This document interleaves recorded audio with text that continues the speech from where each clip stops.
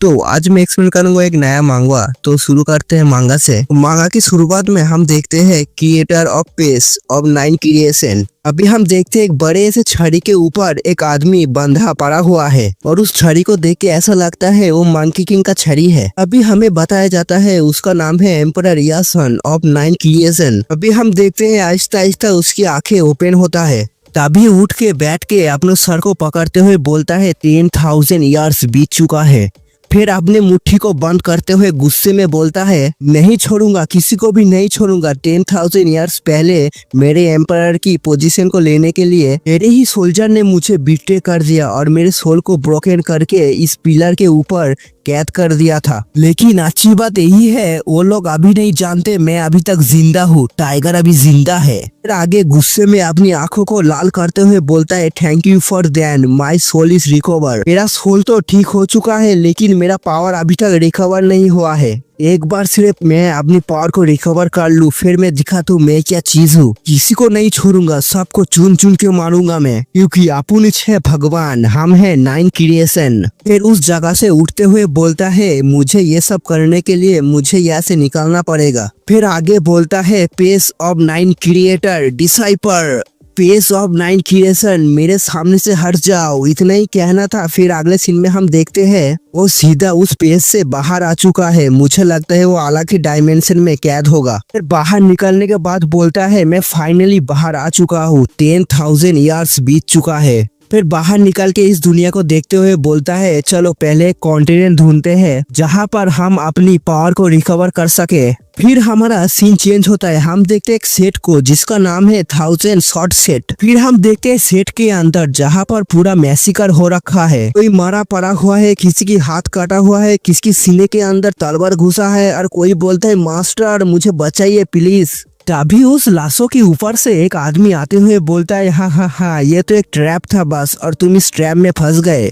जो सुन के सामने वाला एक आदमी बोलता है हम लोग तुम लोगों को कभी भी ऑफेंड नहीं किया है, फिर भी हमारे सेट को तुम बर्बाद करना चाहते हो। और ये बात कहने वाला और कोई नहीं इस सेट का सेट मास्टर है और बाजू में जो लाल बालों वाला लड़का है ये उसका बेटा है। फिर सेट मास्टर आगे चिल्लाते हुए बोलता है पर क्यों, तुमने ऐसा क्यों किया सर ब्लड ब्लेड। फिर आगे हम देखते हैं एक बुढ़ा और उसका ही नाम है सर ब्लड ब्लेड। क्या नाम है बेंचोद। जो सुन के ब्लड ब्लेड आगे बोलता है सेट मास्टर लिंगलियन, मैंने तो आपको पहले ही कहा था हमारे साथ फ्रेंडशिप कर लीजिए, हमारे अंडर में आ जाइए, लेकिन आप ठहरे जिद्दी आदमी, आप तो हमारे साथ जुड़ना ही नहीं चाहते। फिर वो ब्लड ब्लेड आगे इविल स्माइल देके बोलता है हमारा सपना है कि 10 बड़े सेटों को एक साथ मिलाकर एक ही सेट बनाए और जो भी हमारे सामने रुकावट होने की कोशिश करेगा उसे हम तुम्हारी तरह डिस्ट्रॉय कर देंगे। अभी हम देखते हैं ब्लड ब्लेड की हजारों की सेना, जिन लोगों की शरीर के अंदर से पर्पल कलर की इविल एनर्जी निकल रहा है। और ये सब नजारे को देख के सेट मास्टर भी गुस्से में बोलता है क्या तुम लोग मुझे डराने की कोशिश कर रहे हो,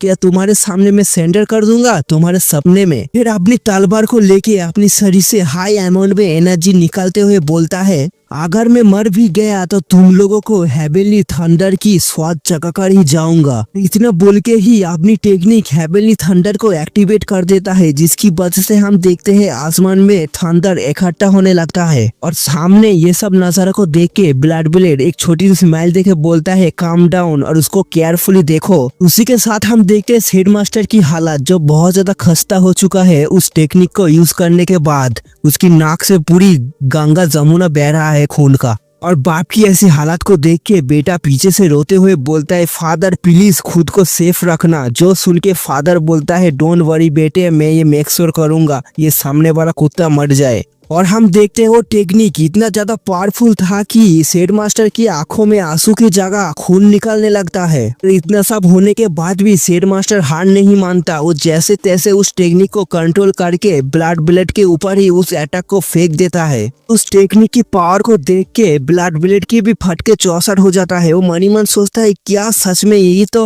हेवनली थंडर ही है, लेकिन ये मास्टर कैसे कर सकता है इसको। अभी हम देखते हैं वो अटैक ब्लड ब्लेड के ऊपर पड़ने से पहले ही शेड मास्टर खून की उल्टी करने लगते हैं। खून की उल्टी करते हुए सीधा अपने शॉट को लेके जमीन पे पड़ता है धड़ाम। तो बेटा चिल्लाते हुए अपनी फादर को पकड़ने के आ रहा है और बोलते है फादर। इस तरफ हम देखते हैं ब्लड ब्लेड को जो पसीने में पूरा तरीके से भीग चुका है। वो भी मनी मन सोचता है हेल, मैं तो सच में डर ही गया था, मुझे तो लगा था आज मैं हेल ही चला जाऊंगा। शेड मास्टर को ऐसे पड़ा हुआ देख के ताना मारते हुए बोलता है शेड मास्टर तुम तो फेल हो चुके हो, अभी नेक्स्ट। फिर अपनी तलवार को जीभ से चाटते हुए बोलता है मैं तुम्हें अभी जाके मार दूंगा। नहीं सच बोलूं तो ये पिक्चर अच्छा बनाया है, डरावना सा। जो बात सुन के हम देखते इस तरह बाप बेटा दोनों ही डर के मारे थर-थर कांपने लगता है। फिर शेड मास्टर आगे बोलता है बेटा लगता है हमारा सेट अभी बर्बाद होने वाला है आज। तभी हम देखते हैं आसमान से एक थंडर गिरने लगता है जिसको देख के पब्लिक चिल्लाते हुए बोलता है हेल ये क्या हो रहा है, अभी थंडर क्यों आ रहा है। बड़ा सा थंडर सीधा आने लगता है ब्लड ब्लेड के ऊपर ही। फिर क्या था, ब्लड ब्लेड के ऊपर ही पड़ता है धड़ाम करके। जोर का झटका जोर से ही लगा है उसको। हम देखते हैं उस थंडर की वजह से एक बड़ा सा गड्ढा भी हो चुका है जिसको देख के क्राउड में भी लोग बोलने लगते हैं सर क्या आप ठीक है,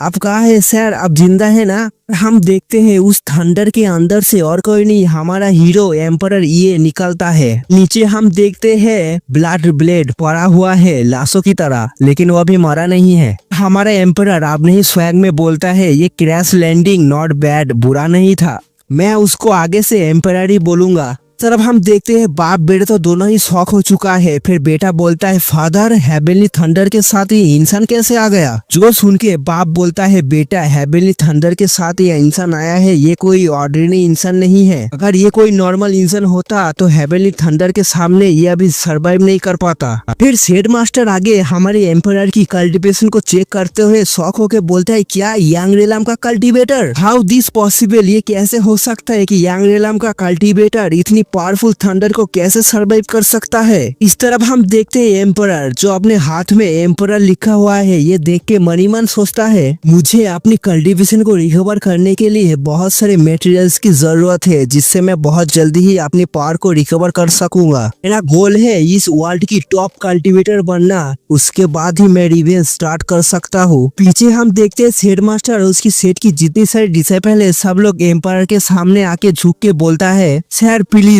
हमारे सेट को आपकी जरूरत है, सर ब्लड ब्लेड हमारे सेट को तबाह करना चाहता है, प्लीज हमारे हेल्प कीजिए। जो सुन के एम्परर थोड़ा सा फनी फेस बना के बोलता है होल्ड ऑन, रुको, मैं यहाँ पर तुम्हारे लिए फाइट करने के लिए नहीं आया हूँ, तुम लोगों को मिस्टेक हो चुका है। ये लोग बात कर ही रहे थे तभी ब्लड ब्लेड जमीन से उठते हुए बोलता है आउच, मुझे लगा नहीं था यहाँ पर एक पावरफुल आदमी आ जाएगा इन सेट को बचाने के लिए, लेकिन ये सिर्फ अकेला है और मेरे पास है 100 ऑफ डिसाइपल, एडवांटेज तो मेरे पास ही ज्यादा है। फिर ब्लड ब्लेड आगे इविल की तरह हंसते हुए बोलता है मेरे डिसाइपल सब फॉर्मेशन को बनाओ रे। जो सुन के ही डिसाइपल बोलता है यस सर। फिर हम देखते हैं बहुत सारे डिसाइपल के अंदर से ब्लड कलर की एनर्जी निकल के एक जगह पर जमा होने लगता है। फिर हम देखते हैं वो एनर्जी मिलके एक बड़ा सा खोपड़ी का आकार ले लेता है जिसका नाम है गोस्ट किलर ब्लेड। इतनी पावरफुल अटैक को देख के शेड मास्टर एम्परर से बोलता है सर प्लीज इसको रोकिए नहीं तो आपके साथ हम भी टैं बोल जाएंगे। जिसको सुन के एम्परर बोलता है ये तो पहले ही कहा था 1000 शॉट सेट के साथ मेरा कोई रिश्ता नहीं है, मुझे इन सब से इन्वॉल्व मत करो।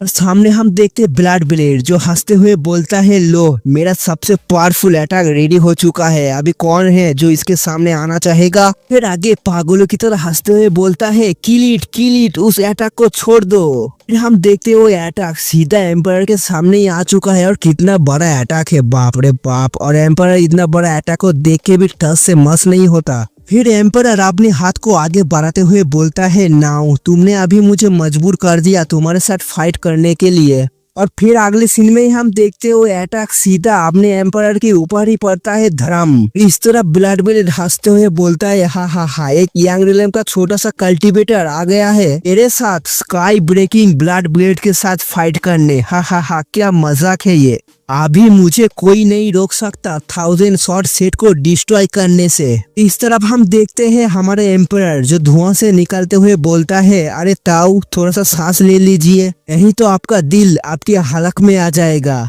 और एम्परर को जिंदा देख के सच में ब्लड ब्लेड का दिल तो हलक में ही आ चुका है और शौक होके बोलता है क्या ये अभी तक जिंदा है, पर कैसे। और इस तरफ हम देखते हैं एम्परर जो दोनों उंगली से उस अटैक को रोक लिया है और बोलता है क्या तुम ऐसे छोटे मोटे अटैक से मुझे मारना चाहते हो इन योर ड्रीम। फिर हम देखते हैं हमारे एम्परर अपनी उंगलियों में थोड़ा सा पावर लेके उस अटैक के ऊपर थोड़ा सा प्रेस करता है सिर्फ, उसी वजह से वो अटैक पूरा चकनाचूर हो चुका है। और सच बोलूं तो हमारे एम्परर क्या लग रहा है एकदम माफिया मापिक। हमारे एम्परर की ऐसे एक्शन को देख के वो ब्लड ब्लेड भी हक्का बक्का रह जाता है, बिलीव ही नहीं कर पा रहा है कि उसके सामने अभी अभी हुआ क्या। शौक के मारे मन में सोचता है हाउ दिस पॉसिबल, ये हो कैसे सकता है। सामने वाला आदमी मेरे अटैक को रोका ही नहीं, उसके साथ ही 2 फिंगर की हेल्प से सिर्फ मेरे अटैक को ऐसे टुकड़ों में बिखर दिया।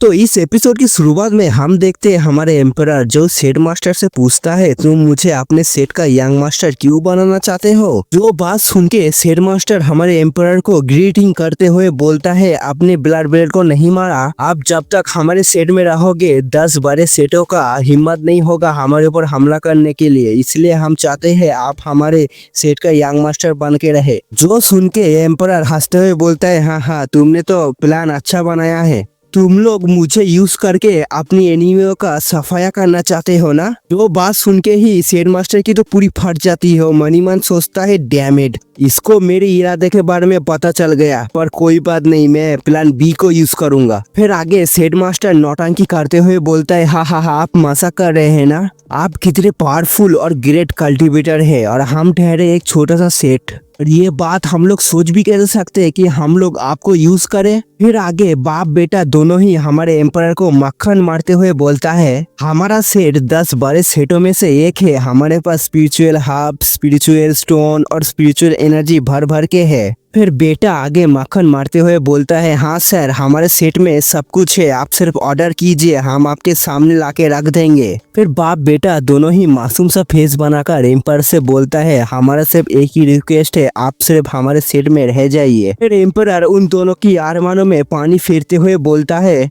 तुम्हारी सेट में और तुम लोगों की इन बातों में मुझे कोई इंटरेस्ट नहीं है। फिर एम्परर आगे बोलता है ठीक है अगर तुम लोग मुझे रोकना ही चाहते हो ठीक है, फिर मुझे कल्टीवेट करने के लिए मटेरियल्स चाहिए, क्या तुम्हारा सेट मुझे दे सकता है। फिर सेट मास्टर थोड़ा सा घबराते हुए बोलता है हमारे पास सिर्फ एक ही हाई लेवल का कल्टीवेशन मेथड है जो कि है थंडर शॉट स्किल, बाकी सब कुछ लो क्वालिटी का, मुझे डर है आपको वो टेक्निक पसंद नहीं आएगा। अभी एम्परर मनी मन सोचता है हाँ मुझे पता ही था ये छोटा सा सेट मुझे क्या ही दे सकता है। अभी साइड में से कोई डिसाइपल बोलता है अरे मैंने तो सुना था इस सेट के अंदर लाइब्रेरी में लो मीडियम और हाई ये तीनों लेवल की कल्टीवेशन मेथड है, क्या सर को इतने सारे कल्टीवेशन मेथड के ऊपर इंटरेस्ट नहीं आ रहा। जो बात सुन के एम्परर सेट मास्टर से पूछता है अरे वो लोग क्या बात कर रहे हैं कल्टीवेशन मेथड के बारे में। जो बात सुन के सेट मास्टर बोलता है हाँ हमारे पास 60,000 लो ग्रेड, 30,000 मिड ग्रेड और 10,000 एल्डर ने छोड़ा है हाई ग्रेड का टेक्निक है, सबको छोड़ के और भी टेक्निक है जो रजिस्टर नहीं हुआ उन सबको मिलाकर 1,20,000 तो हो ही जाएगा। जो बात सुन के हमारे एम्परर कुछ तो सोचने लगता है। फिर सेट मास्टर आगे बोलता है सर आप क्या सोच रहे हैं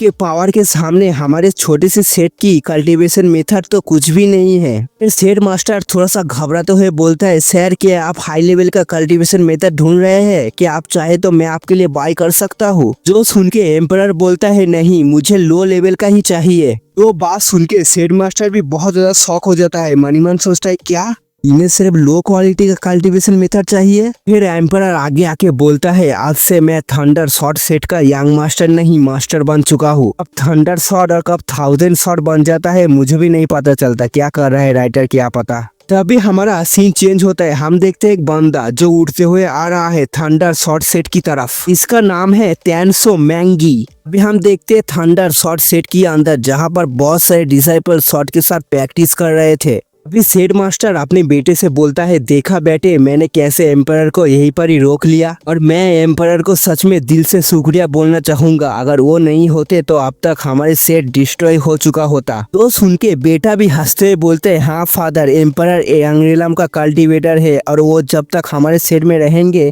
किसी की हिम्मत नहीं होगी हमारे ऊपर हमला करे। अभी हम देखते एक बड़ा सा लाइट का बीम आके सेट के ऊपर गिरता है और एक आवाज चिल्लाते हुए कहता है थंडर शॉट सेट अपनी मौत मौत के लिए तैयार हो जाओ। अभी हम देखते हैं वही बुरो जो चौर में खड़ा हुआ है। अभी नीचे से शॉर्ट सेट का मास्टर बोलता है, तुम यहाँ पर क्या करने के लिए आए हो? हम लोगों ने तो ब्लड ब्लेड को नहीं मारा, उसको तो छोड़ दिया है। जो बात सुन के वो बंदा बोलता है, मैं यहाँ पर आया हूँ तुम्हारे सेट को डिस्ट्रॉय करने के लिए। मुझे कोई रिक्वेस्ट किया है, जिसने भी ब्लड ब्लेड को मार के भगाया है उसको मारने के लिए। फिर आगे तलवार या त्रिशूल पता नहीं क्या है उसको चाटते हुए बोलता है, तो उस रिक्वेस्ट को पूरा करने के लिए मैं यहाँ पर आया हूँ और तुम लोगों के लिए अच्छा यही होगा, तुम लोग एक एक करके मरने से अच्छा है एक ही साथ में आ जाओ। इस तरह बेटा भी घबराते हुए बोलता है, फादर क्या मैं एम्परर को बुलाऊं? जो सुन के सेन मास्टर बोलता है, नहीं एम्परर अभी रेस्ट कर रहा है, उनको डिस्टर्ब मत करो, मैं ही इसे अकेला देख लूंगा। जो सुन के बेटा बोलता है, फादर लेकिन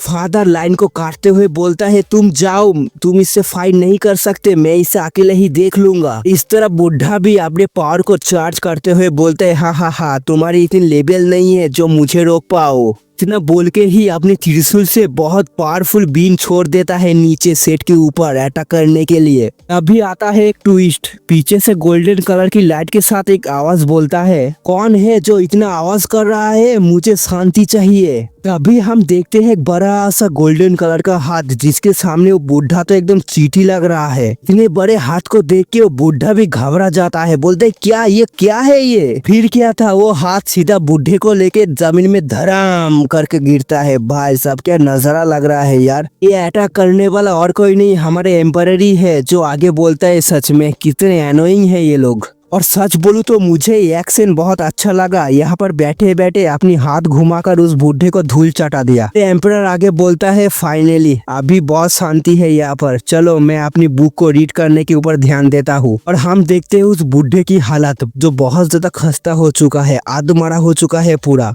अभी हम देखते हैं शेड मास्टर उसके बेटे को, जो लाइब्रेरी के सामने खड़ा हुआ है, और शेड मास्टर बोलता है, एम्परर ने और एक बार हमारे सेट को बचा लिया, मैं उनको जितनी बार भी शुक्रिया बोलूं वो कम है। फिर हम देखते हैं उसकी बेटे की हालत, जो क्या एक्सप्लेन करूं उसके थोबड़े को, ऐसा लग रहा है वो गांजे को फूका नहीं है, चबा के खाया है। बेटा बोलता है, एम्परर ने तो उस बुढ़े को मार ही डाला था जो यंग रिलेम का 3rd लेवल पर था, और इस दुनिया में पावरफुल लोगों की रिस्पेक्ट तो हर इंसान करता है। अभी हम देखते हैं एम्परर को, जो अपने ही स्वैग में बाहर निकल रहा है उस लाइब्रेरी से। फिर बाहर निकलने के बाद शेड मास्टर बोलता है, एम्परर क्या आपका बुक रीडिंग हो गया? तो बात सुन के एम्परर कैजुअली बोलता है, 2 दिन लगा, फाइनली मैं सब बुक को रीड कर चुका हूँ। जो बात सुन के बाप बेटा तो पहले थोड़ा सा मुस्कुराते हुए बोलता है, हाँ ये तो अच्छी बात है। थोड़ी देर बाद उन लोगों को रियलाइज हुआ जो एम्परर ने क्या कहा। फिर शेड मास्टर चिल्लाते हुए बोलता है, क्या क्या कहा आपने? 100,000 कल्टीवेशन मेथड आप सिर्फ 2 दिन में ही पूरी की पूरी रीड कर चुके हैं। फिर एम्परर आगे बोलता है, लेकिन ये सब बुक को पढ़ने के बाद भी मुझे कुछ ज्यादा फायदा नहीं हुआ, मेरा पावर सिर्फ 0.01% ही बढ़ा है, और मैं सिर्फ 1 सेकंड के अंदर ही एक टेक्निक को लर्न कर सकता हूँ। जो सुन के बाप भी शौक होकर बोलता है, क्या 1 सेकंड के अंदर सिर्फ एक टेक्निक को आप कर सकते हैं? बाप रे बाप। फिर एम्परर थोड़ा सा सीरियस होके बोलता है, मैं ज्यादा लंबे टाइम तक यंग रेलम की पीक पर नहीं रह सकता, मुझे आगे बढ़ना पड़ेगा। फिर एम्परर आगे बोलता है, ऑलराइट, तुम लोगों का शुक्रिया जो 2 दिन के लिए तुम्हारी लाइब्रेरी को मुझे यूज करने दिया, अभी मैं यहाँ से जा रहा हूँ। जो सुन के बेटा चिल्लाते हुए बोलता है, क्या सर आप यहाँ से जा रहे हो? फिर एम्परर थोड़ा सा गुस्से में बोलता है, मैं सिर्फ यहाँ पर कल्टीवेशन मैनुअल को रीड करने के लिए ही रुका हुआ था, अभी मैं यहाँ से जा रहा हूँ, क्या इससे तुम्हें कोई प्रॉब्लम है? जो सुन के शेड मास्टर घबराते हुए बोलता है, अरे नहीं सर, हम लोगों को कोई प्रॉब्लम नहीं है। और मनी मन सोचता है, अरे बाप रे, इनके गुस्से के सामने तो मुझे खड़ा होने में भी डर लग रहा है, मेरे लिए ही अच्छा होगा मैं इनसे ज्यादा बहस ना करूँ। शेड मास्टर आगे आके बोलता है, मुझे पता है आप और भी कल्टीवेशन मिनरल को पाना चाहते हैं, और इसीलिए मैं आपको एक पैलेस के बारे में बताना चाहता हूँ, आपकी इजाजत हो तो। जो सुन के एम्परर बोलता है, कौन सा पैलेस है वो? शेड मास्टर बोलता है, 10 बड़े सेटों में से एक बड़े सेट के बिहाफ पर मैं आपको वहाँ पर रेकमेंड कर सकता हूँ, और उस पैलेस का नाम है वांडू एकेडमी। फिर हमारा सीन चेंज होता है, हम देखते लीन व सेठ भी एक आदमी बोलता है बताओ क्या खबर लेके आए हो मेरे लिए। जो सुन के सामने वाला एक लड़का बोलता है आदर थंडर शॉट सेठ के ऊपर एक नया लड़का आया है, उसका नाम है एम्परर। ये एम्परर नाम का लड़का उस सेठ मास्टर की पूरी हालत खराब कर चुका है, इसीलिए वो ब्लेड सेट पूरी तरीके से डिस्ट्रॉय के कगार पे आ चुका है। तो सुन के ही बाप चिल्लाते हुए बोलता है नहीं ये नहीं हो सकता, मुझे अभी एल्डर के साथ बात करके उनकी हेल्प लेना पड़ेगा।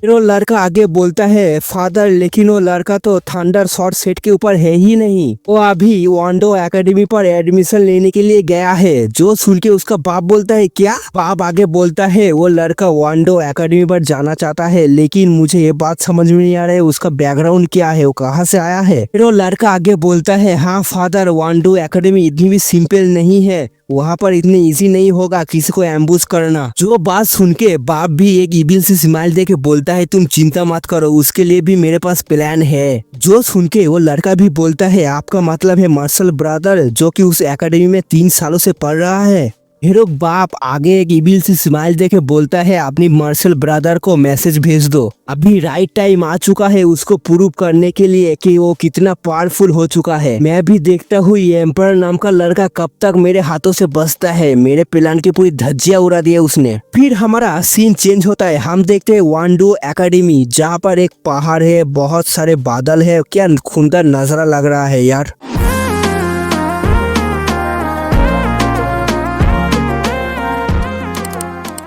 तो इस एपिसोड की शुरुआत में हम देखते हैं वांडो एकेडमी, जैसे मैंने पिछले एपिसोड में बताया था, और एक पत्थर के ऊपर लिखा हुआ है वांडो एकेडमी। और हमारा एम्परर उस पत्थर में नाम को पढ़ के मन ही मन सोचता है वांडो, वाह इसका मतलब होता है टीचिंग। जिसने भी ये नाम दिया है सच में समझदार होगा वो। आई होप यहाँ पर आने के बाद मुझे बहुत सारे कल्टीवेशन मैनुअल मिल जाए। एम्परर अकेला ही नहीं, बहुत सारे लोग आए हैं उस एकेडमी में एडमिशन लेने के लिए। फिर हम देखते हैं उन सबके सामने एक बिजली आके गिरता है धड़ाम करके, तभी उस धुएं में से कोई निकलते हुए बोलता है मेरा नाम है लिन कॉन्ग। फिर उस धुएं में से निकलता है एक लड़का जो बोलता है तुम लोग मुझे लिन करके बुला सकते हो, मैं तुम सबको लीड करूंगा इस एकेडमी के अंदर, तुम सबको कैसे टेस्ट देना है। जो बात सुन के बहुत सारे लोग ग्रीटिंग करते हुए बोलता है ग्रीटिंग मिस्टर लिन। फिर हम देखते एक ब्यूटीफुल सा लड़की, आखिरकार हमारी इस मांगा में एक ब्यूटी का एंट्री हो ही चुका है, और उस लड़की का नाम है यान चाओ, उसको मैं यान ही करके बुलाऊंगा। हर मांगवा की तरह इस मांगवा में भी ठड़की छिचोरे और हब्सी लड़कों की तो कमी नहीं होगी। कोई बोलता है वाह इज सो ब्यूटीफुल, और कोई बोलता है ये तो मेरे टाइप का है, साले आईने में शकल देख पहले तेरी। इस तरह हमारे एम्परर भी थोड़ा सा ठड़की पाना दिखाता हुआ बोलता है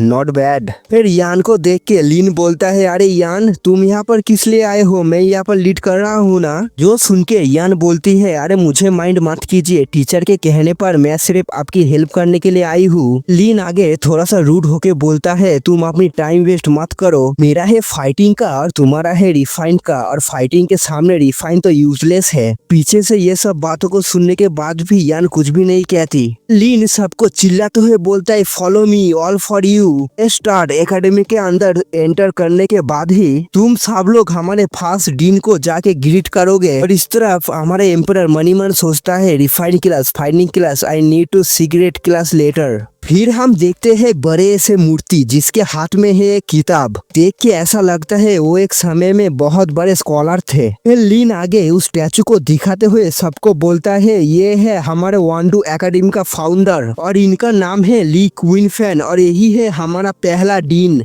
जो बात सुन के इस तरफ हमारे एम्परर मनीमन सोचता है ओ तो तुम ही हो इस एकेडमी का फाउंडर, और ऐसा लगता है तुम्हें बुक पढ़ना बहुत पसंद है, इसीलिए तुम्हारा सपना होगा यहाँ पर एक एकेडमी खोलने की। फिर लिन आगे बोलता है ये है हमारा डीन का स्टैचू, चलो तुम सब इनको रिस्पेक्ट दो। जो सुनने के बाद हम देखते हैं वहाँ पर जितने भी लोग आए थे एडमिशन लेने के लिए वो सब लोग ग्रीट करते हैं ग्रीटिंग मिस्टर ली। फिर आगे हम देखते हैं वो ग्रीटिंग करने के बाद ही उस स्टैचू के अंदर से गोल्डन कलर की एनर्जी निकलने लगता है। उस स्टैचू से गोल्डन कलर की एनर्जी निकल के 2 लोगों को घायल कर देता है। फिर हम देखते हैं वो दोनों लोग जो सीधा जमीन पे आके गिरता है धड़ाम करके। और हम देखते हो दोनों लोग कोई रियल का इंसान नहीं है, एक है फॉक्स और एक है वुल्फ। ये सब नजारों को देख के वहाँ पर जितने भी लोग थे वो भी घबराते हुए बोलते क्या ये लोग डीमन थे, किसको पता था ये डीमन है। इस तरफ हमारे एम्परर मनीमन सोचता है राइटनेस क्यूआई, मुझे लगा नहीं था इस स्टैचू के अंदर राइटनेस क्यूआई होगा। इस तरफ लीन हंसते हुए बोलता है देखा मैंने इसीलिए बोला था हमारे डीन के सामने ग्रीट करने के लिए, और मुझे पता है जब तक हमारे डीन का स्टैचू यहाँ पर मौजूद है कोई भी डीमन हमारे एकेडमी के अंदर एंटर नहीं कर सकता। फिर लीन आगे बोलता है गार्ड यहाँ पर आओ और ये दो लो लेवल की डीमन को यहाँ से लेके जाओ। तो बात सुनने के बाद हम देखते हैं दो गार्ड आके बोलता है यस सर। फिर हम देखते हैं वो गार्ड वो दोनों डीमन को घसीटते हुए वहाँ से लेके जा रहा है। अभी लिंक का नजर पड़ता है हमारे एम्परर के ऊपर, जिसको देख के वो आगे बोलता है तुमने अभी तक हमारे एम्परर की स्टैचू को गिर नहीं किया है ना। जो सुन के एम्परर बोलता है मुझे भी करना पड़ेगा। जो सुन के लीन भड़कते हुए बोलते है तुम्हारा मतलब क्या है, तुम्हें भी गिर करना पड़ेगा, उन दोनों की तरह तुम भी डीमन निकल गए तो जल्दी से आओ और इस स्टैचू को ग्रीट करो। जो सुन के लीन बोलता है ओ ओके ठीक है मैं ग्रीट करता हूँ, और मनी मन सोचता है I have a no point but I to greet him. Greeting करने के साथ ही साथ हम देखते हैं आसमान में बिजली कड़कने लगता है। फिर क्या था हम देखते हैं बड़ा सा बिजली का खंभा सीधा उस स्टैचू के ऊपर ही पड़ता है धड़ाम करके, जिसकी वजह से हम देख ही सकते हैं वो स्टैचू पूरा आधा ही टूट जाता है। भाई साहब सच में हमारे एम्परर का क्या पावर है, वो ग्रीट करने के साथ ही वो स्टैचू पूरे दो हिस्सों में टूट गया, और वो स्टैचू दो हिस्सों में टूट गया है। देखने के बाद लिन और यान की शक्ल तो देखने की लायक है, सच बोलूं तो पूरी हालत खराब हो चुकी है इन दोनों की, ज्यादा तो लिन की खराब हो चुकी है, उसकी आंखें बाहर आ चुका है। वो बोलता है क्या। फिर हमारा सीन चेंज होता है, हम देखते हैं वही टाइमलाइन लेकिन अलग जगह पर। यहाँ पर हम देखते हैं रियल ली क्विंग फैंग को, जो कि एक बड़ा सा असुरा ड्रैगन के साथ फाइट कर रहा है, और सच बोलूं तो ड्रैगन बहुत घायल हो चुका है, मैं यहाँ से देख सकता हूँ। अभी हम देखते हैं ली क्विंग फैंग चिल्लाते हुए बोलता है बास्टर्ड कहाँ पर भाग रहा है तू। अभी वो एक बड़ा सा हमला करके ड्रैगन को सीधा जमीन में ही गाड़ देता है। अभी उसे कुछ महसूस होता है, उस पीछे मुड़ के शौक होके बोलता है क्या। आगे अपनी आंखों से आंसू निकालते हुए बोलते हैं हाँ ये फीलिंग राइट, ये वही है, ये उसी का क्यूआई है, वो सच में वापस आ चुका है। मुझे लगता है ये एम्परर को जानता है और उसी के बारे में बात कर रहा है। फिर हमारा सीन चेंज होता है, हम देखते हैं लिन को जो मनी मन गुस्साते हुए सोचता है कैसे हो सकता है, नहीं ये पॉसिबल ही नहीं है, मुझे एक अच्छा सा रीजन ढूंढना पड़ेगा इसको मारने के लिए, क्योंकि इस पूरे एकेडमी के अंदर मैं अकेले ही रहना चाहता हूँ जो जीनियस कहलाएगा, और मेरे होते हुए इस एकेडमी के अंदर मुझे कोई सरपास कर दे ये मुझे बिल्कुल भी पसंद नहीं है, इसीलिए इसको मेरे सामने से हटाना ही पड़ेगा। फिर एम्परर की तरफ आगे बढ़ते हुए बोलता है तुम्हारी हिम्मत कैसे हुई हमारे डीन की स्टैचू को तोड़ने की। जो बात सुनने के बाद हमारे एम्परर खुद को डिफेंड करते हुए बोलता है मैंने तो सिर्फ तुम्हारे बात ही मानी थी, उसको जाके ग्रीट किया सिर्फ। और मनी मन सोचता है अरे बाप रे मैंने भी नहीं सोचा था मेरे ग्रीटिंग का रिजल्ट इतना ज्यादा ग्रेट होगा। फिर आगे लीन गुस्से में अपने पावर को रिलीज करते हुए हमारे एम्परर को चिल्लाते हुए बोलता है तुम्हें हमारे एकेडमी कोई मजाक लगता है, यहाँ पर आके तुम कुछ भी कर सकते हो, तुम्हारे एक्शन से मुझे पता चल गया है तुम हमारे डीन को डिसरिस्पेक्ट कर रहे हो। इतना बोलकर ही जंप करके हमारे एम्परर के ऊपर अटैक करने के लिए बढ़ जाता है, और लीन को इस तरह अटैक करते हुए देख के एम्परर मनी मन सोचता है अरे मैं तो बस यहाँ पर कल्टीवेशन मैनुअल रीड करने के लिए आया हुआ था, लेकिन मुझे क्या पता था यहाँ पर इतना हार्ड टाइम आ जाएगा मेरे सामने। तभी हम देखते हैं लीन के शॉट के आगे और एक शॉट आगे टकराता है और कोई बोलता है होल्ड ऑन। उस शॉट क्लैश के वजह से हम देखते हैं बड़ा सा धमाका होता है धड़म, और जो आजू बाजू में लोग खड़े हुए हैं वो भी एनर्जी को संभाल नहीं पा रहे थे। इस तरफ हमारे एम्परर भी शॉक होके मनी मन सोचता है हाँ मेरे लिए कौन स्टैंड ले रहा है, और हम देखते हैं इस शॉट को रोकने वाला और कोई नहीं हमारे यानी है, जो आगे उस लीन को बोलती है लीन ये तुम क्या कर रहे हो, हमारे टीचर ने परमिशन नहीं दिया है किसी को मारने की। तो सुनने के बाद लीन यान की तरफ तलवार काटते हुए बोलता है मुझे लगता है ये लड़का डिमंस की स्पाई है, इसीलिए मैं इसे पनिश कर सकता हूँ, और अगर तुम्हें लगता है मैं कोई गलत काम कर रहा हूँ तो मेरे साथ फाइट करो तुम। इस तरह लीन मनी मन सोचता है यान मैं भी देखता हूँ तुम मेरे हाथों से कहाँ पर बच के जाते हो, एक दिन तो मैं तुम्हें अपनी सेक्स सिलेब बनाकर ही रहूंगा। साला कितना हरामखोर है, कितना चूतिया है साला, एक नंबर का गिरा हुआ इंसान। फिर हमारे एम्परर हीरो की तरह आगे आके बोलता है, थैंक यू मार्शल सिस्टर, लेकिन मैं अपनी प्रॉब्लम को खुद ही सॉल्व करना पसंद करूंगा। जिसको आगे जाते हुए देख के यान बोलता है, डोंट फोर्स योरसेल्फ, तुम इतना खुद को फोर्स मत करो। और इस तरफ लीन एम्परर को अपनी तरफ आते हुए देख के बोलता है, क्या तू मुझसे फाइट करेगा? क्या दिमाग हिल गया है क्या तेरा? लीन फुल पावर को रिलीज करते हुए बोलता है, आजा आजा, आज मैं देखता हूँ कौन तुझे मेरे हाथों से बचाता है। फिर अपने शॉट को लेके सीधा हमारे एम्परर के ऊपर अटैक कर देता है। तो शॉट सीधा हमारे एम्परर की गर्दन की तरफ ही जा रहा है, उसकी सर को उड़ाने के लिए। उसी वक्त हम देखते हैं यान जो पीछे से चिल्लाते हुए बोलता है, बी केयरफुल, टेक ओवर, संभल के। सिस्टर, आप अपनी पति की भी इतनी चिंता नहीं करते, आप उससे अभी अभी मिले हो और इतना चिंता। भाई साहब, फ्यूचर हस्बैंड के लिए क्या क्या करना पड़ रहा है। इस तरफ हम देखते हैं हमारे एम्परर जो शॉट सीधा उसकी गर्दन की तरफ ही बढ़ रहा है, जिसको देख के वो बोलता है, हाँ ये तो बस एक 5 लेवल का यंग रिलम का कल्टीवेटर है, ये क्या उखाड़ लेगा मेरा। फिर हम देखते हैं हमारे एम्परर 2 उंगलियों से सिर्फ एक बार टैप करता है, उसी वजह से पूरी की पूरी शॉट ही टूट के बिखर जाता है। अपने शॉट को ऐसे बिखरते हुए देख के लीन भी शॉक होकर बोलते है, क्या ये क्या हुआ, मेरे शॉट ऐसे टूट कैसे गया। फिर हम देखते हैं हमारे एम्परर जो इस लिन को एक जोर का तमाचा मारता है उसके गाल पर। भाई साहब, क्या सीन लग रहा है, एकदम उड़ के जा रहा है और 200 मीटर दूर जाके पड़ता है धड़ाम। और सच बोले तो कितना बड़ा ब्लास्ट हुआ है, पूरा धुआं धुआं धुआं धुआं। हमारे एम्परर इतना पावरफुल है ये देख के एंड पीछे से हमारे एम्परर को देख के मनीमन सोचता है, अरे बाप रे, ये सच में लिन कॉन्ग को डिफीट कर चुका है। मुझे लगा नहीं था एक ही अटैक के अंदर लिन कॉन्ग को ऐसे डिफीट कर देगा। ये बहुत पावरफुल है।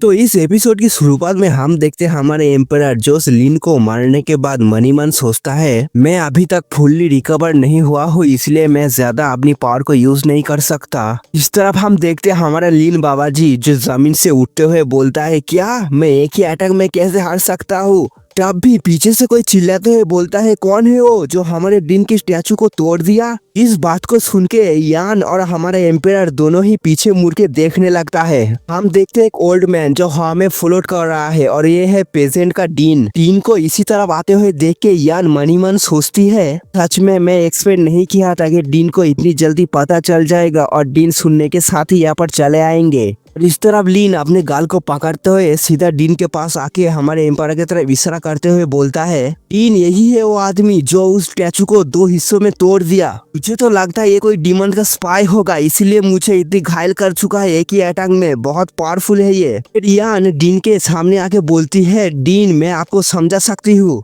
तो सुनने के बाद डीन उसको रोकते हुए बोलता है, रुको मैं उससे ही सवाल करूंगा। फिर डीन हमारे एम्परर के सामने आके बोलता है कि तुमने ही डीन की स्टैचू को तोड़ा है। वो सुनने के बाद हमारे एम्परर डीन से बोलता है, कोई रीजन होगा जिसकी वजह से डीन की स्टैचू टूट गया है, लेकिन मैं कोई डीमन का स्पाई नहीं हूँ। तो सुनने के बाद डीन अपने पावर को एक्टिवेट करते हुए बोलता है, I don't care your spy या नॉट, लेकिन तुमने हमारे डीन की स्टैचू को तोड़ दिया है, ये तो हमारे लिए बहुत बड़ा एक ह्यूमिलिएशन है, इसीलिए तुम्हें तो सजा मिलेगी, बराबर मिलेगी। सामने की नजर को देख के हमारे एम्परर भी हाथ में पावर को एक्टिवेट करते हुए मनी मन सोचता है, छह इस एकेडमी के अंदर एंटर करने के बाद कितने बड़े बड़े प्रॉब्लम आ रहा है मेरे सामने। इस तरफ ये सब नजर को देख के लीन मनी मन सोचता है, हा हा हा, मैं तो यही चाहता हूँ, मार दो उसको। वो मारने के बाद ही मैं ही अकेला रहूंगा इस एकेडमी के अंदर जो जीनियस कहलाएगा। साला पूरा का पूरा साइकोपैथ है एक। उसी वक्त हम देखते हैं डीन की तरफ कुछ तो उड़ के आने लगता है। तो उस चीज को देख के डीन उसको पकड़ लेता है और असल में होता है एक टोकन। उस टोकन को देखने के बाद डीन बोलता है, ये तो डीन का मैसेज है। उस टोकन के अंदर से थोड़ा सा एनर्जी निकाल के सीधा डीन के सर के अंदर ही चला जाता है। वो एक मैसेज था जिसके अंदर लिखा हुआ था, डीमन और बीस्ट ने अटैक कर दिया है और हम लोग उसको रोक रहे हैं, बहुत जल्दी ही एक वॉर होने वाला है। और उस मैसेज के साथ ही हमारे एम्परर का भी पिक्चर आता है जिसके ऊपर लिखा हुआ है, take care of the man, don't get in his way. जो देखने के और सुनने के बाद तो डीन बहुत ज्यादा शॉक हो चुका है। डीन ऐसे शॉक में खड़े हुए हैं। इसको देख के यान बोलती है, इनको क्या मैसेज मिला है, वो इतना सीरियस क्यों लग रहे हैं मुझे। जो बात सुनने के बाद लीन बोलते हैं, हाँ मुझे तो लगता है ऊपर से ऑर्डर आया है एम्परर को मारने के लिए। इस तरफ हमारे एम्परर मनी मन सोचता है, इस डीन का लेवल है ओरिजिनल एक्स्ट्रा रिलम, इसके साथ फाइट करने के लिए मुझे बहुत स्ट्रगल करना करना पड़ेगा। अच्छा,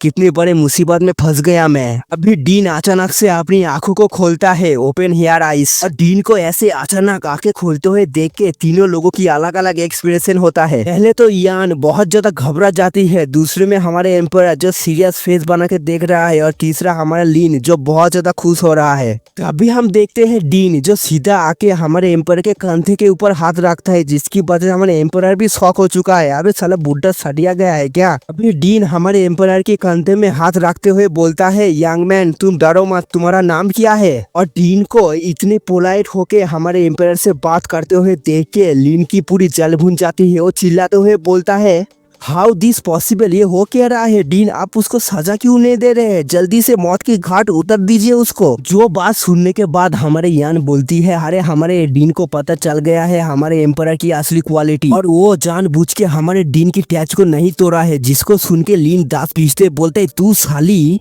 डीन आगे फिर से पूछता है, यंग मैन इतने नर्वस मत हो, तुम सिर्फ अपने नाम बताओ। जो सुनने के बाद हमारे एम्पायर थोड़ा सा शॉक होके बोलता है, वेल मेरा नाम है एम्परर। डीन आगे एम्परर से बोलता है, एम्परर तुम इतना डरो मत, हमारे डीन का स्टैचू बहुत लंबे समय तक यहीं पर ही था, इसलिए वो टूट गया, इससे तुम्हारे कोई गलती नहीं है। तो सुनने के बाद हमारे एम्परर भी मनी मन सोचता है, व्हाट इज गोइंग ऑन, ये मुझे मार क्यों नहीं रहा है, इतनी आसानी से मुझे जाने दे रहा है। डीन की ये सब बातों को सुनने के बाद हम देखते हैं लीन जो आगे आके बोलता है, डीन आपको कोई बड़ी मिस्टेक हो चुकी है, मैं तो छोड़ो, इस जगह पर जितने भी लोग हैं वो सबने देखा है, इस लड़के की वजह से हमारे डीन की स्टैचू टूट गया है। और सुनने के बाद ही डीन गुस्से में अपनी पावर को रिलीज करते हुए बोलता है, ली कॉन्ग क्या तुम मुझसे सवाल करने की कोशिश कर रहे हो। इतने बोल के ही अपनी फुल पावर को रिलीज करता है। इसकी वजह से हम देखते हैं लीन जो सीधा उस प्रेशर की वजह से घुटने पे आ जाता है और बोलता है, मुझे माफ कर दीजिए, मैं गलत था, प्लीज मुझे माफ कर दीजिए डीन। फिर आगे डीन लीन की तरफ देख के गुस्से में बोलता है, मैं फिर से बोल रहा हूँ, एम्परर का कुछ भी गलती नहीं है इस स्टैचू को तोड़ने के पीछे, इसीलिए तुम भी अपने दिमाग में ये बात को घुसा लो, क्या तुम समझ गए। जो सुन के वो घबराते हुए बोलते है, ठीक है गॉड डैड मैं समझ गया।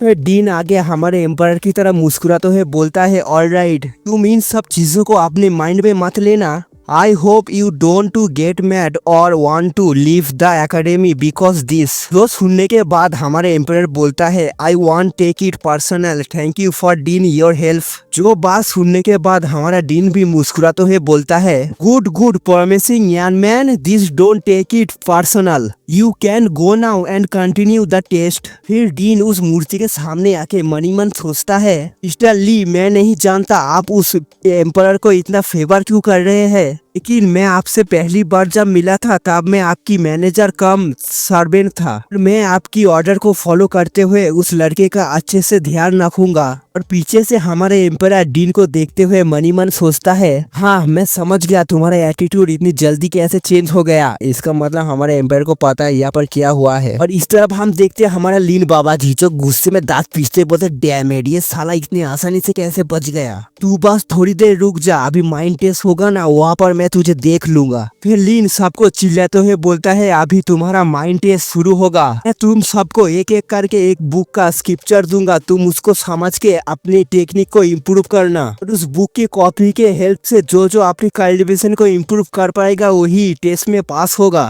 फिर क्या था, वो अपनी झोली में से बहुत सारे बुक की कॉपी को बाहर निकालता है और वो बुक की स्क्रिप्चर सबको देते हुए बोलता है, चलो तुम्हारा टेस्ट अभी से शुरू होता है। फिर हम देखते हैं लीन जो एम्पायर को देख के मनी मन सोचता है, हाँ मैं भी तो देखूं एम्पायर मेरे होते हुए तू इस टेस्ट को कैसे पास करेगा, तुझे मैंने सबसे हार्ड और मुश्किल वाला स्क्रिप्चर ही दिया है। फिर हम देखते हैं हमारे एम्पायर के पास भी एक स्क्रिप्चर उड़ के आने लगता है, हमारे एम्पायर के हाथों में उस स्क्रिप्चर को देख के यान भी शौक होके बोलता है, अरे ये तो bones and stone copy book है ना, ये तो बहुत मुश्किल स्क्रिप्चर है। फिर यान आगे लीन को पूछती है, अरे तुम उतना हार्ड उसको क्यों दे रहे हो, वो तो आज तक कोई भी समझ नहीं पाया है। तो बात सुनने के बाद लीन अपने ही एटीट्यूड में बोलता है, हाँ, उसकी हिम्मत कैसे हुई मुझसे पंगा लेने की, अब उसे समझ में आएगा किससे पंगा ले चुका है वो। जो बात बोलने के बाद वो दोनों ही हमारे एम्पायर को देखने लगता है। हमारे यान तो चिंता में पूरी पागल हो चुकी है और वो तो मुस्कुरा रहा है इविल की तरह। हम देखते हैं हमारे एम्पायर जो स्क्रिप्चर को पढ़ने के बाद बोलता है, अरे ये स्क्रिप्चर तो मैंने ही लिखा था। मतलब खुद ही का स्क्रिप्चर आ चुका है खुद ही के हाथों में, और ये इतना मुश्किल है कोई भी सॉल्व नहीं कर पाया, लेकिन हमारे एम्पायर 1 सेकंड में ही कर देगा एंड में। फिर हम देखते हैं 3 सीनियर को जो इस टेस्ट को देखने के लिए आया है, जो कंधे में गदा ले रखा है, उसका नाम है हॉनसेन। और बीच में जो खड़ा हुआ है हैंडसम सा लड़का, उसका नाम है हॉर्नबिन। सामने जो लड़की खड़ी हुई है उसका नाम है यान लॉन्ग। फिर हॉर्नबिन बोलता है, देखो ना डीन भी यहाँ पर आ चुका है, लगता है कोई रियल का जीनियस आया है टेस्ट देने के लिए। जो सुनने के बाद यान लॉन्ग बोलती है, मुझे नहीं पता यहाँ पर कौन है टैलेंटेड गाय, लेकिन मैं एक बात बता सकती हूँ, वो बहुत अनलकी होगा। फिर उन सबकी नजर पड़ता है हमारे एम्परर के ऊपर जो स्क्रिप्चर को पढ़ रहा है, और डीन भी एम्परर को देख के मन ही मन सोचता है, हाँ मैं भी तो देखूं डीन इतना फेवर क्यों कर रहा है इस लड़के के ऊपर, क्या स्पेशल है इस लड़के के अंदर। फिर एम्परर एक फनी सा फेस बना के हाथ ऊपर करते हुए बोलता है, वेल मुझे क्या दूसरा कॉपी बुक मिल सकता है, मैं इसे सॉल्व नहीं करना चाहता। जो सुनने के बाद ही डीन पूरी तरीके से शॉक हो चुका है। अबे ये कर क्या रहा है, बोल क्या रहा है ये। फिर मनी मन हमारे एम्पायर को गालियाते हुए बोलता है, अरे तेरे लिए बहुत अच्छा है, तू इतनी आसानी से इस बुक को कैसे रिजेक्ट कर सकता है, ये तेरे लिए ही अच्छा है। किन आउटसाइड काम,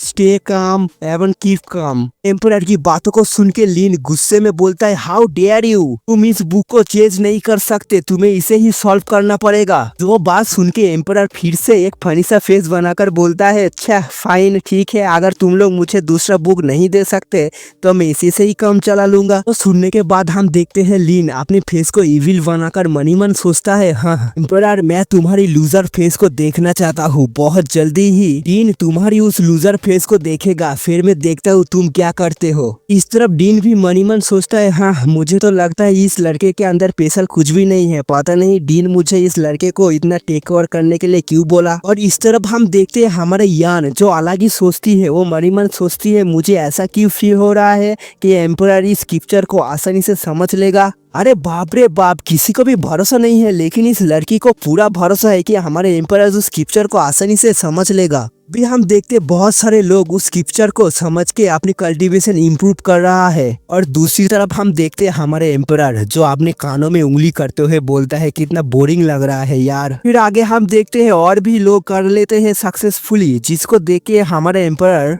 उबासी लेते हुए बोलता है, हाँ कितना स्लो है यार, थोड़ा जल्दी करो। फिर से हम देखते हैं हमारे एम्परर जो चुपचाप खड़ा हुआ है स्क्रिप्चर के सामने, और स्क्रिप्चर भी मनी मन सोचता है कुछ तो कर ले, अगर नहीं हो रहा है तो छोड़ दे। इस तरफ हम देखते हैं लीन जो चिल्लाते हुए बोलता है, और 15 मिनट है, जल्दी से करो नहीं तो तुम सब लोग फेल हो जाओगे। हमारे एम्परर को देख के मनी मन सोचता है, हाँ मुझे पता था ये बहुत जल्दी ही गिव अप कर लेगा, इसका बस के ही नहीं है उस स्क्रिप्चर को पढ़ने की। और इस तरफ डीन भी उम्मीद छोड़ चुका है। फिर वहां से जाते हुए मनी मन सोचता है, डीन आप इस बार एक गलत आदमी को चूज कर लिया है। इस तरफ यान भी मनी मन सोचता है, अरे एम्परर कुछ क्यों नहीं कर रहा है, क्या ये गिव अप कर चुका है, क्या वो मेरा फीलिंग्स गलत था। अभी लीन चिल्लाते हुए बोलता है, और 5 सेकंड बचा हुआ है, 5 4 3 2 बोलने के साथ ही हमारे एम्परर अपनी आंखें खोलता है। ऐसे ही लीन 1 बोलता है, तभी हमारे एम्परर अपनी पावर को रिलीज करते हुए बोलता है, अभी मेरा टर्न आ चुका है। फिर क्या था, हम देखते हमारे एम्परर की बॉडी से बहुत भयंकर लेवल की एनर्जी निकल रहा है।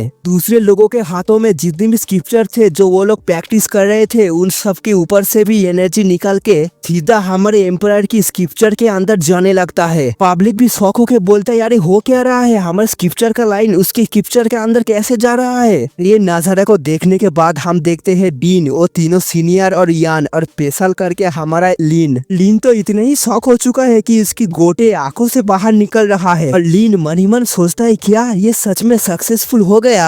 हम देखते हैं एक आइकॉनिक सीन जो हमारे एम्परर स्क्रिप्चर के अंदर एनर्जी को भेज रहा है। और इसी के साथ ही हम इस एपिसोड को एंड करेंगे। अगर आपको मेरी एक्सप्लेनेशन अच्छा लगा तो क्या कर रहे हो, सब्सक्राइब करो, शेयर करो, कमेंट के लिख के बताना आप लोगों को मेरे एक्सप्लेनेशन कैसा लगा। मैं आप सबसे मिलता हूँ नेक्स्ट वीडियो में, तब तक के लिए सी यू सून।